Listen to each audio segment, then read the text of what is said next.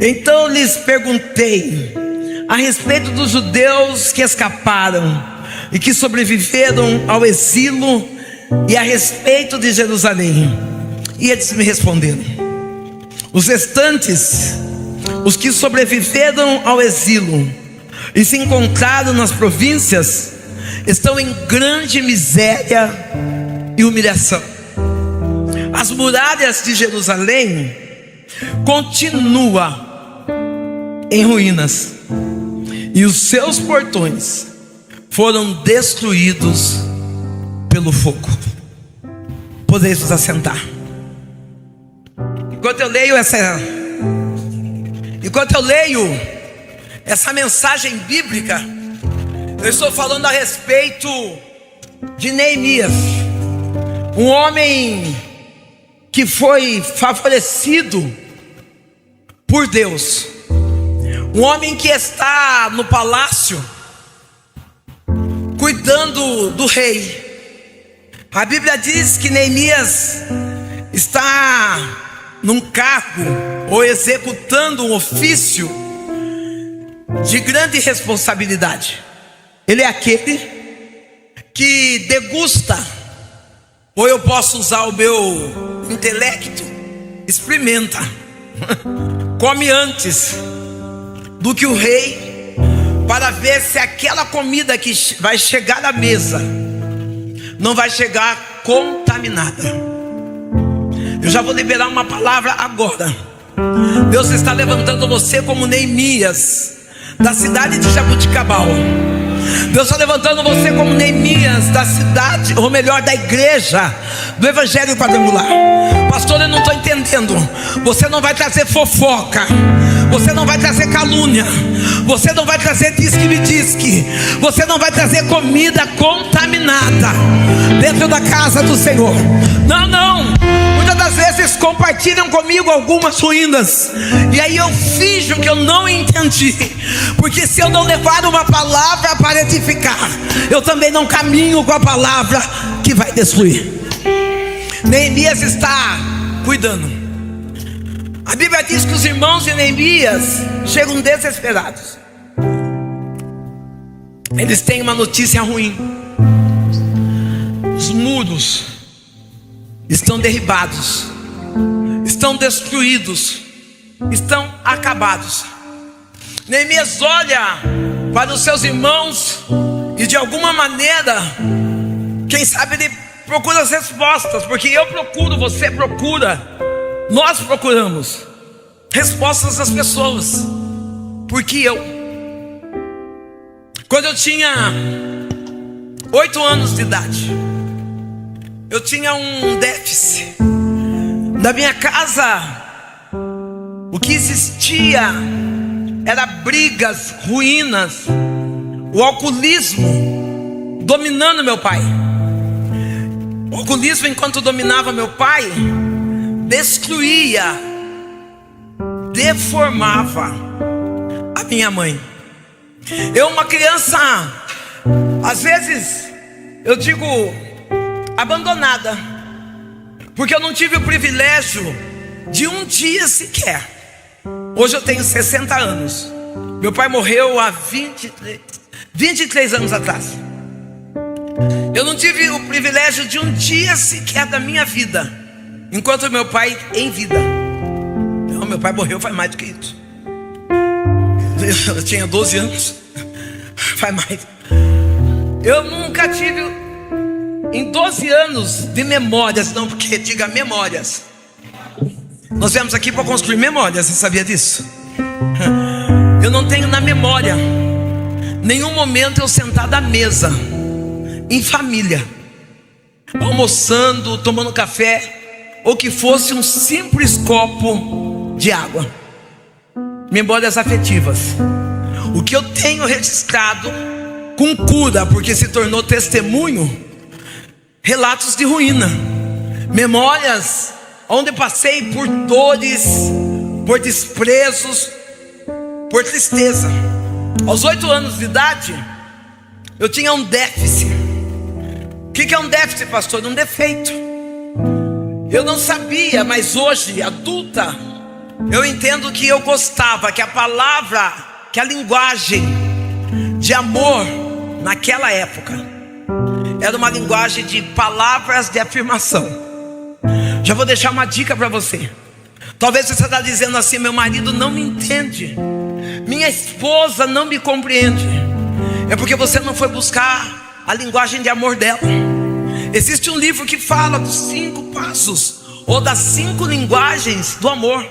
Tem que pessoas que, para demonstrar o amor por nós, elas prestam serviços. E é essa linguagem que eu gosto. Algumas pessoas riem, mas eu não sei porquê. Eu tenho uma vida corrida, eu tenho uma vida de tomada de decisões. Então para mim, se alguém chegar na minha casa e fala: pastora, pode ir ajeitando tal coisa, só diga para mim que roupa que você vai pôr, já vou passando. Essa pessoa gosta de mim. Já coloquei tudo no carro, essa pessoa me ama. Não, esse negócio pra mim, esse negócio de ficar sentado na frente da televisão assistindo filme, eu durmo. Pra mim, isso aí eu tô falando: eu tô cheio de serviço, ser abençoado que assistir filme. Porque não vai lavar uma louça, porque não vai guardar roupa. A minha linguagem de amor. As outras linguagens de amor, tem algumas que gostam de tempo de qualidade, que gostam de ficar grudado, abraçado, beijando. Tem gente que gosta. Pastor, e se eu não gosto disso? Se adequa a sua linguagem com a linguagem dele. A gente beija aqui, mas lava a roupa lá. Se adequa, para não ficar, para ninguém sair perdendo. É verdade. E quando criança, a minha linguagem de amor, você sabe que tudo que a gente não tem em casa, a gente encontra na rua. Você tem coragem de falar isso para quem está do teu lado? Tudo que a gente não tem em casa, a gente encontra na rua. Na minha casa eu não tinha carinho, não tinha tempo da mesa, não tinha prestação de serviço, não tinha nada. E a minha linguagem, sabe que era? Palavras de afirmação. Sabe por que era palavra de afirmação? Porque eu não sabia quem eu era. Então eu necessitava que as pessoas dissessem para mim: você é bonita, você é inteligente, você é esperta. Ô minha linda, se cura hoje. É bom ser elogiado. É difícil os lugares que eu passo e alguém, pastor Paulo vai dar risada, alguém não consegue elogiar a minha beleza. Eu sei que eu sou linda. E aí é lógico que quando eu passo, alguém olha e fala: pastora, como a senhora é linda. E eu não falo obrigado, eu falo: eu sei. Porque realmente eu sei. Gosto de receber elogio? Quem é que não gosta? Só que eu não vivo pautada pelos elogios. Quando eu saio da minha casa, que eu olho no espelho, às vezes eu vejo um chocolate andando dentro da casa no espelho, eu falo: o que é isso? Sou eu. Eu falo: uau. Você precisa saber quem você é. Você precisa saber a sua identidade. Deus não te fez para ser galinha de codorna, dizendo: tô fraco, tô fraco, tô fraco. Deus te fez para avançar, dizendo: eu sou forte em Deus que me fortalece. Naqueles muros derribados familiar, muros desconstruídos da família, eu vejo, converso com tantas pessoas que dizem: pastora, eu estou num lugar maravilhoso aqui, eu estou no Hotel Recreio. Alguém já foi lá? Gente, vá. Eu posso abrir um outro espaço. Tem uma mulher na Bíblia que ela era rica. Presta bem atenção nisso. E ela rica, a enfermidade chegou até ela. E ela começou a gastar as finanças que ela tinha. Uma certa hora a Bíblia diz que ela gastou tudo. Então ela gastou até as economias. Eu olhei e eu percebi em mim. E se eu achei em mim, tem um pouco em você, porque eu sou ser humano e você também. Nós temos o costume de guardar a economia para os dias ruins. Eu vou guardar essa parte aqui, porque vai que apareça uma doença, vá que o carro quebre. Não, começa a guardar uma economia para dizer: eu estou me preparando para ter um final maravilhoso, um final de semana com a minha família, num sítio, numa fazenda, numa chácara. Não comece a mentalizar coisas boas para você. Para de pensar em coisas ruins. Eu cheguei lá no Hotel Recreio, e aí estava todo mundo se ajeitando para dormir. Eu falei: cama eu tenho em casa. O que eu não tenho é piscina. O que eu não tenho é acerola. Falei: não, eu vou desbravar esse negócio aqui. Aí quando eu tô saindo toda linda, vem vindo o lagarto. Falei: vou filmar ele. Quando eu coloquei ele, eu falei: socorro, socorro. Mas não perdi, filmei. Saio assustada, mas com a imagem garantida. Aproveita, marca aí com a esposa, você que é de Jaboticabal. Marca com a família, com o seu grupo de célula. Vamos passar um final. Olha, eu mereço um dia de descanso lá, uma semana, pela propaganda que eu estou fazendo. Liga lá, grava para mim mandar para eles. Pai, pega seu grupo de célula, sua família, seus amigos, e leva no Hotel Recreio, que fica em Jaboticabal.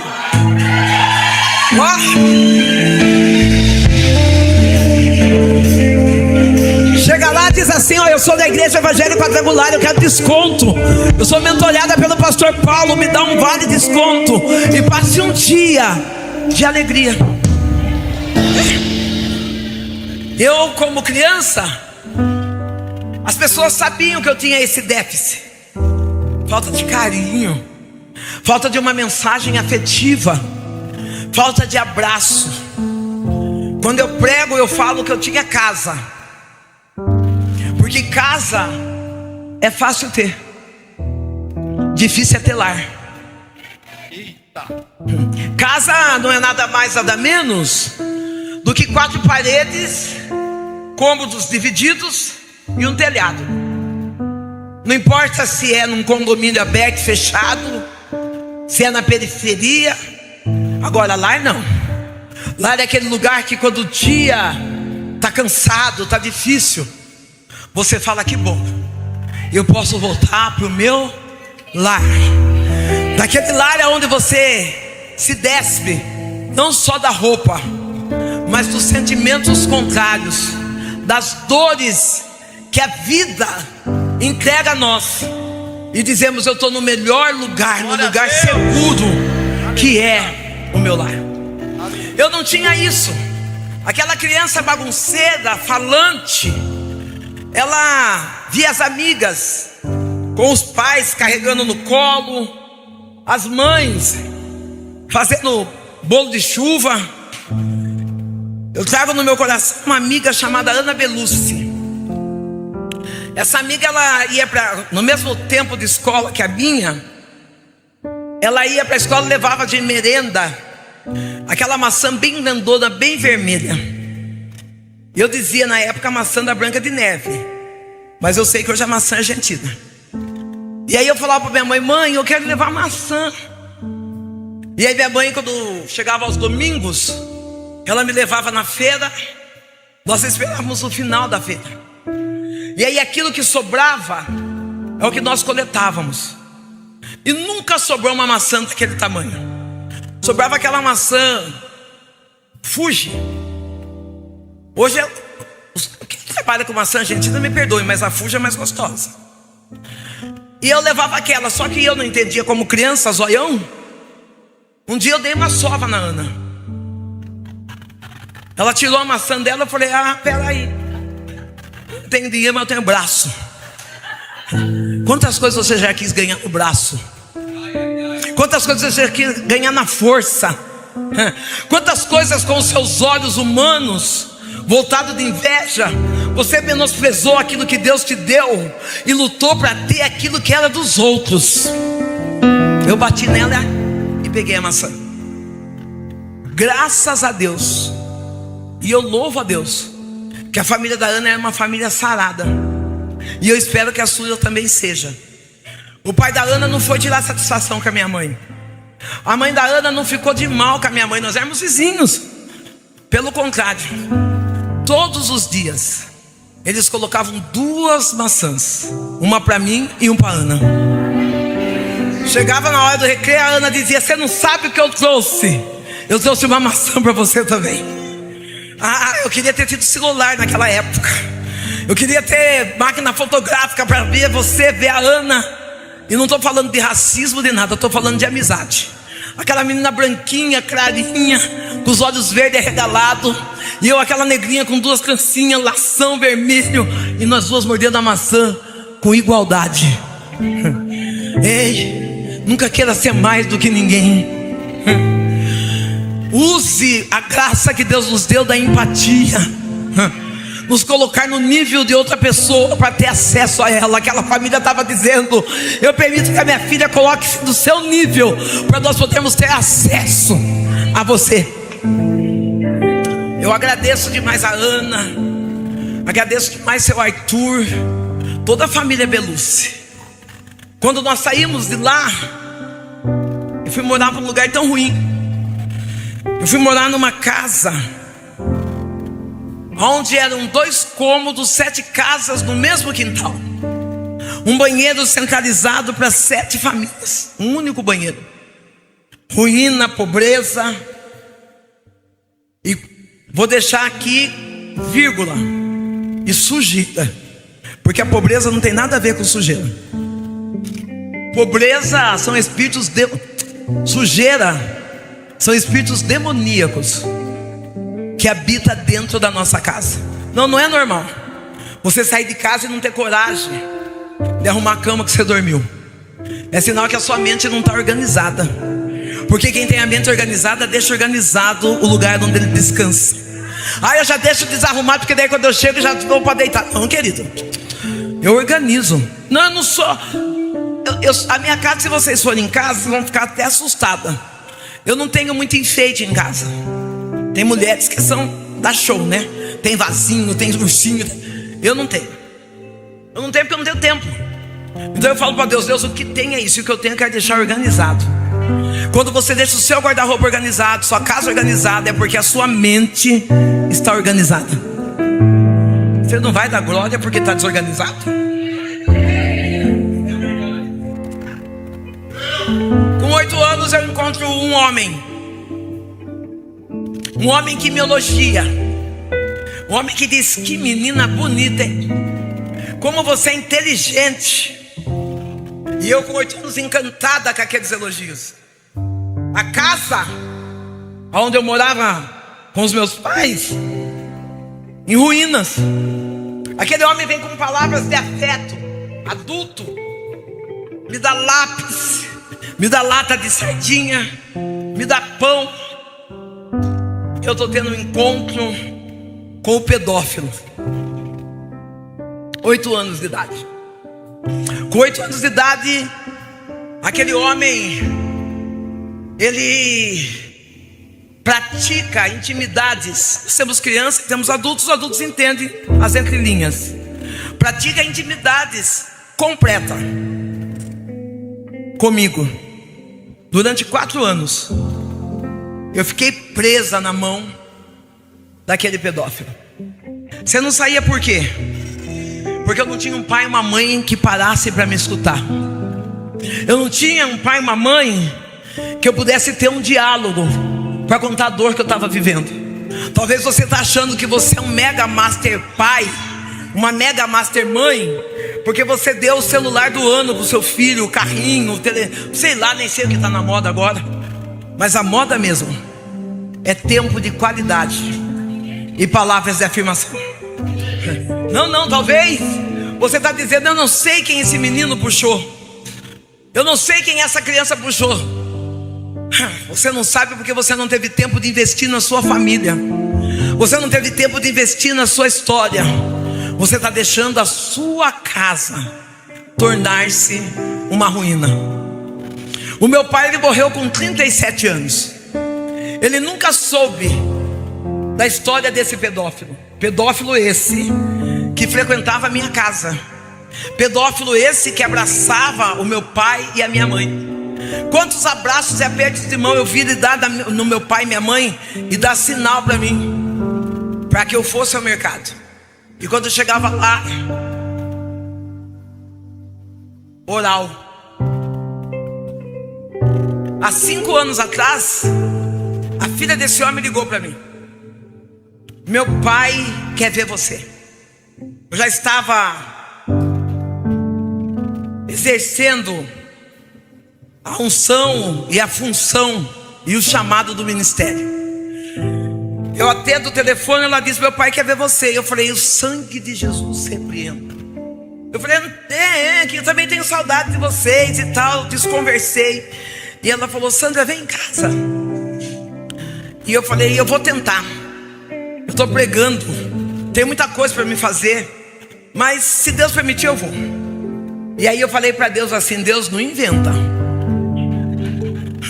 Eu já perdoei esse homem, porque tem hora que a gente não quer mexer nas dores do nosso passado. Mas se nós não arrumarmos o nosso passado, não tem como nós sermos inteiros no nosso presente. E eu, naquele momento de dor, Deus falou para mim: você já perdoou? Eu falei: já. E Deus falou: tá bom. Eu saí, fui trabalhar, voltei, andei, entrei no mercado qualquer da cidade. E quando eu entrei no mercado, Deus falou para mim: compra uma lata de sardinha. Eu comprei a lata de sardinha, coloquei dentro da bolsa e fui trabalhar. Quando eu saí do meu trabalho, que eu chego na minha casa, aí já estou morando sozinho no meu lar, Deus falou: abre a lata de sardinha. Quando eu abri a lata de sardinha, eu vi eu sendo estrupada. A lágrima desceu, a raiva tomou conta do meu coração. E aí Deus falou: você não perdoou, perdoa ele. Eu saí, fui no meu quarto, fiz uma oração, chorei. E Deus falou: vai até lá e libera perdão para esse homem. Eu liguei para a filha dele e falei: estou indo para sua casa, estou pegando o ônibus, estou indo para tua casa. E ela falou: tá bom. Quando eu cheguei lá, aquele homem estava deitado na cama, debilitado, a esposa desanimada, os filhos preocupados. E quando ele me viu, ele esboçou um sorriso tão grande e fez assim com os braços. É lógico que eu não queria ir. É lógico que eu lembrei que ali eu fui machucada, que ali eu fui ferida. Mas mesmo assim eu deixei a minha dor do lado e fui até ele e abracei. E quando eu abracei ele, ele falou: Sandra, por favor, me perdoa. Eu olhei para ele e falei: eu te perdoo e quero que o Senhor também me perdoe. Porque da multidão de tantos pecados que eu fiz, isso eu contando para vocês agora, Deus me perdoou. Quem era eu para não perdoar aquele homem? Eu olhei pela graça que Deus tinha derramado em mim e falei: eu preciso ter essa graça suficiente para derramar sobre a vida dele. Eu falei: estou perdoado. Abracei, beijei a face do rosto dele. E quando eu me afastei, ele chamou toda a família. E ele falou: eu preciso confessar. Eu confesso, irmãos. Ele disse: diante da sua esposa, diante dos seus filhos, genros, noras, eu estrupei a Sandra. A esposa olhando para mim com lágrimas, os filhos. E eu falei: não importa o que ele fez no passado, importa o que ele está jorrando agora nesse presente. Está tudo perdoado.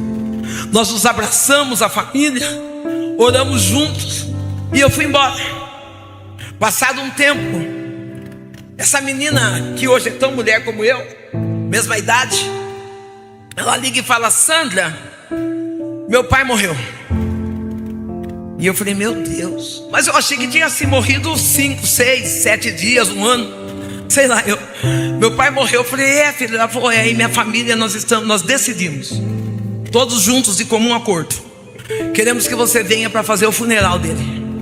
Nós não estamos chamando a Sandra, nós estamos chamando a pastora Sandra. Eu falei: estou indo.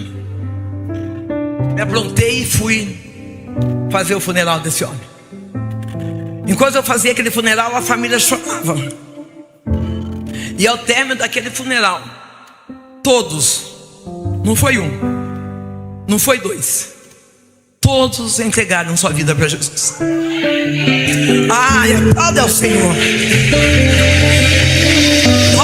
para ser ruína, Deus estava levantando o Neemias para dizer: eu cheguei para quebrar barreiras, para colocar o pilar do perdão, porque onde tem perdão há transformação. Querida, querido, eu não sei quem te magoou, mas eu estou dando uma palavra de acesso para você nessa noite. Perdoa. Perdoa. Quer reconstruir? Reconstruir em cima das dores cansa. Reconstruir em cima dos fracassos do passado dói. Deus tem um futuro brilhante para você. Perdoa nesse presente. Neemias, quando ele ouve a notícia, a primeira coisa que ele vai fazer é orar. Você tem orado? Você sabe que eu fiquei um tempo sem orar. Pastor, a senhora está pregando. Eu prego aquilo que eu sou. Eu fiquei, eu acho que uns 15 dias sem orar, vivendo de boa, pregando, cantando. Só que eu não achava tempo. Mentira do diabo. Eu não achava tempo para orar. Aí eu descobri que se eu não tiver tempo para orar, não tenho tempo para nada. Começou uma bagunça. Começou um negócio esquisito no meu ministério, na minha casa, na minha família, no meu serviço. Eu falei: Deus, eu estou fazendo tudo certinho. Estou pregando, estou cantando, estou expulsando demônio, não estou pecando. Ele falou: mas você não está falando comigo? Se Jesus, pare para pensar nisso, se Jesus orou, como que pode nós queremos viver sem oração?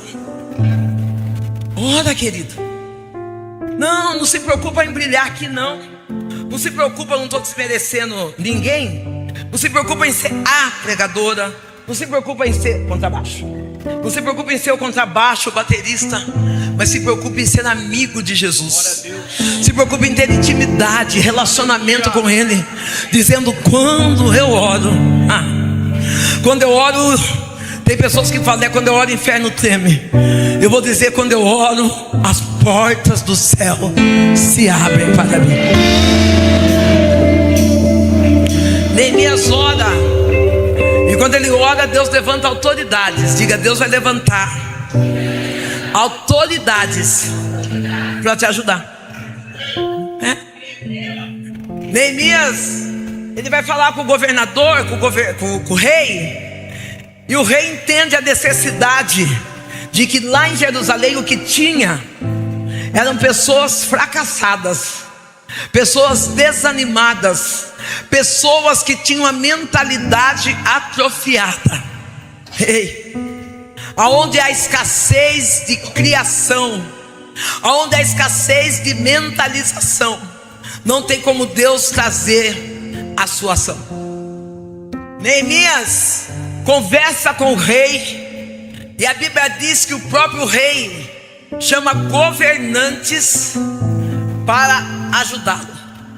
Eu não sei quanto custa o seu projeto, mas Deus está dizendo: já estou trazendo providência.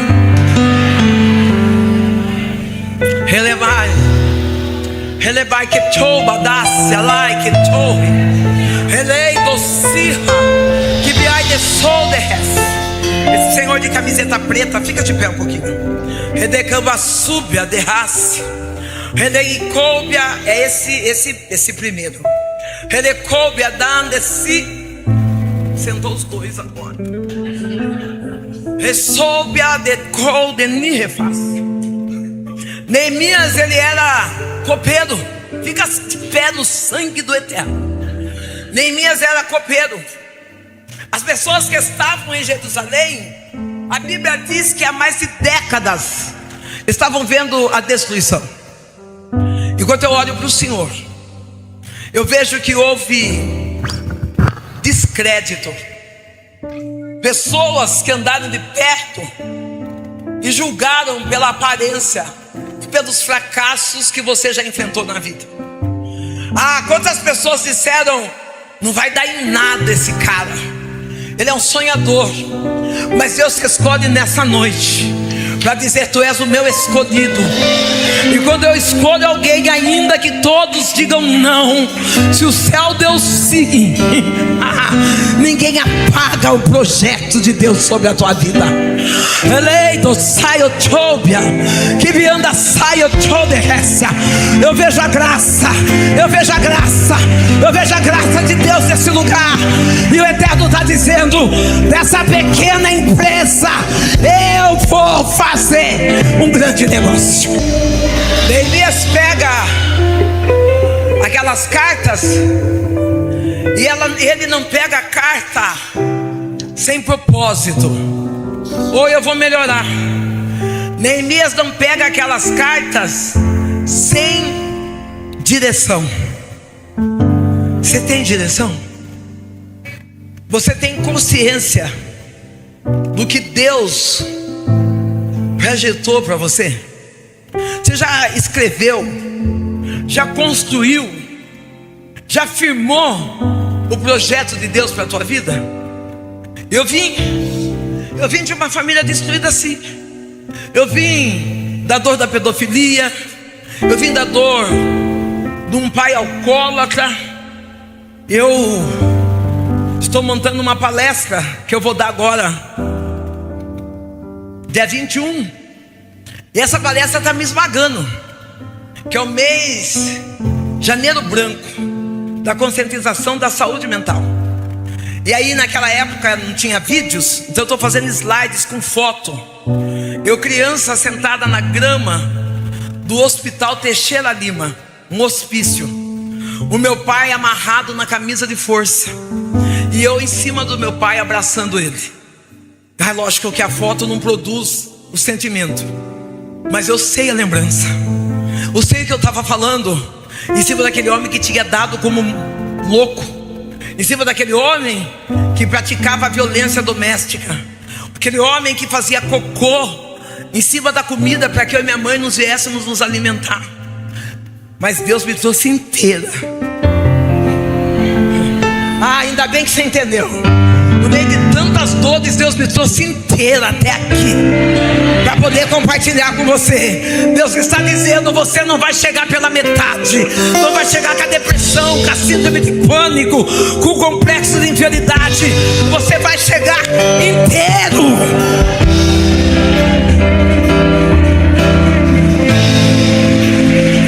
Eu vou viver a totalidade da promessa.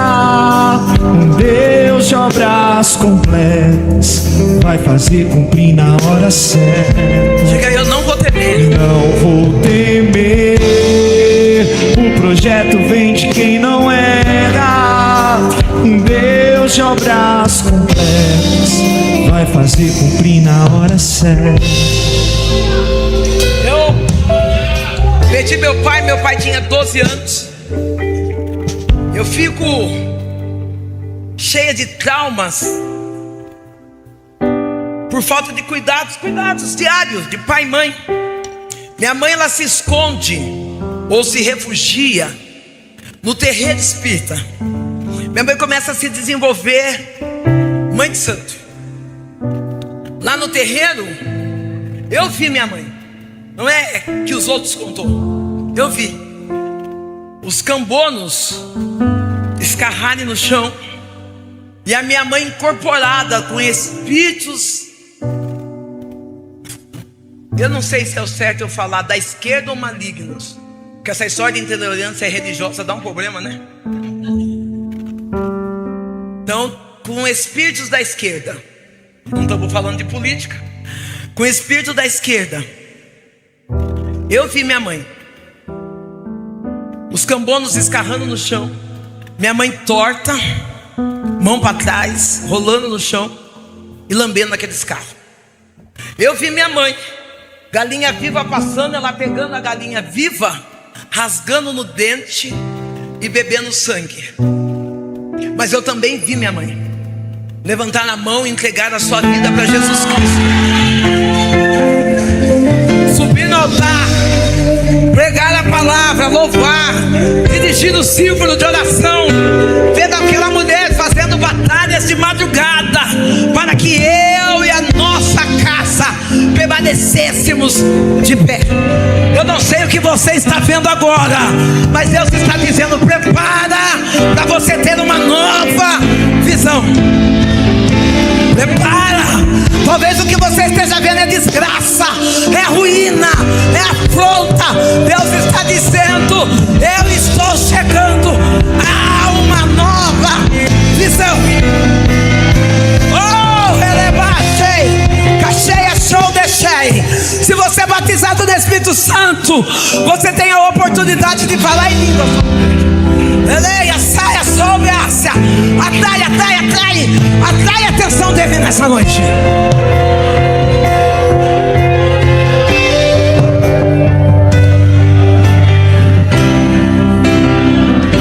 Chama esse menino pra mim aí.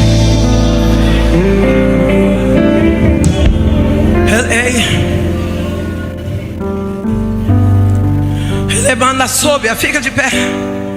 Alabachobe, era para estar morto. Não. O decreto era a morte. Pega ele, acaba com a história dele. Mas aí veio Deus e te brindou. Há pessoas que até perguntam: mas como ele escapou do fio da espada? É o Deus que disse: eu coloquei ele no esconderijo do Altíssimo. Suba, sai. E quando Deus nos esconde, Satanás não nos acha. Ei, querido, aproveita a oportunidade que Deus está te dando. Aproveite a oportunidade que Deus está te dando. Não, Ele não está dando apenas momentos, Ele está dando vida. E dizendo vida e vida com alegria.